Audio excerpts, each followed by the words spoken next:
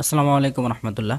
আল্লাহ তাআলার অশেষ রহমতের আপনাদের দোয়া আমরা কিন্তু আমাদের কৃষিকাজটা আরো সম্প্রসারিত করতে পারতেছি। তো আপনারা জানেন যে আমাদের পটলের জমিতে আর কলা বাগানে আমরা মালটা গাছ লাগাইছিলাম। তো কিছুদিন ধরে একটা জিনিস লক্ষ্য করতেছি যে আমাদের কিছু গাছ আর কি মারা যাচ্ছে। তো পরে দেখলাম যে মাটি একেবারে শুষ্ক হয়ে গেছে, মাটিতে কোনো রস নেই, তো যার কারণে গাছগুলো মারা যাচ্ছে। তো চিন্তা করলাম যেভাবে হোক আমাদের গাছে আর কি পানি দিয়ে ব্যবস্থা করতে হবে। যার কারণে নানা সালাম বাড়ি সকাল সকাল আমরা মাঠে পাঠিয়ে দিয়েছিলাম।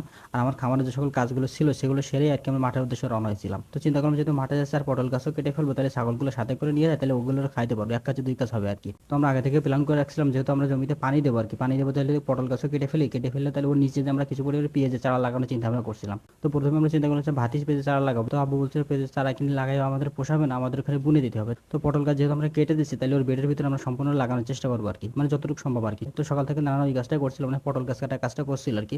তো আমি যাই, যার পরে দেখি ওদের প্রায় অনেকটা কাজ হয়ে গেছে, ওদের সাথে আমিও কিছুক্ষণ কাজ করি আর কি। তো মাশাআল্লাহ আমাদের গাছে কিন্তু এখনো পর্যাপ্ত পরিমাণে পটল হচ্ছে আর কি, যদি আমরা ফুল ছোঁয়াই না। তো ফুল ছোঁয়ালে হয়তো পটল হতে পারে, যেহেতু পটল এখন তেমন দাম নাই, যেহেতু আমরা পটলের ফুল আর ছোঁয়াইনি আর কি। তো মূলত ওখান থেকে আমি কিছু পটল উঠাই নিয়েছিলাম আমাদের বাসার জন্য আর কি, যেহেতু গাছগুলো কেটে দিচ্ছে আর কি। তো পটলের জমিতে কাজ করতে করতে মামারা চলে আসে। তো আপনারা জানেন যে আমাদের সকল কাজ মামারাই করে থাকে। তো মামারা আসলে আমি ওর বাসায় যে আমাদের মোটরটা নিয়ে আসি আর কি। মোটর লাগাতে যেয়ে এমন একটা সমস্যা হবে সেটা আমরা ভাবিনি আর কি, মানে মোটর আমাদের সম্পূর্ণ লাগানো শেষ, যেহেতু আমরা পানি উঠাবো এখন, মানে সম্পূর্ণ কাজ কমপ্লিট করা আর কি শেষ। এবার ওই সময় মোটর যখন চালু দেবো তখন আর কি মোটর লাইন পাচ্ছিল না, ওইটা আমাদের বাদ দিয়ে বাড়ির থেকে আরো একটা মোটর নিয়ে আসতে হয়েছে।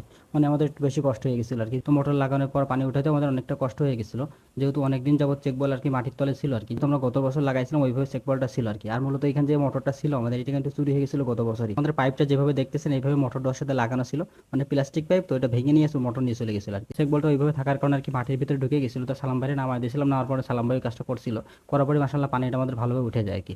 তারপর আমরা পর্যায়ক্রমে আমাদের সমস্ত জায়গায় আমরা পানির ব্যবস্থা করে দিই আর কি, যেহেতু আমাদের মূল টার্গেট ছিল আমাদের মালটা গাছে পানি দেওয়া আর কি। তো এইভাবে আমরা আমাদের কাজটা শেষ করছিলাম আর কি, যদি আমাদের অনেকটাই বেলা হয়ে গেছিল, মানে কষ্ট হয়ে গেছিল, বেলাও হয়ে গেছিল। তো যাই হোক, আজ এই পর্যন্ত সকলে ভালো থাকবেন, সুস্থ থাকবেন, আর আমার জন্য দোয়া করবেন। আল্লাহ তাআলা যেন আমার কৃষিতে বারাকা দান করে। আসসালামু আলাইকুম।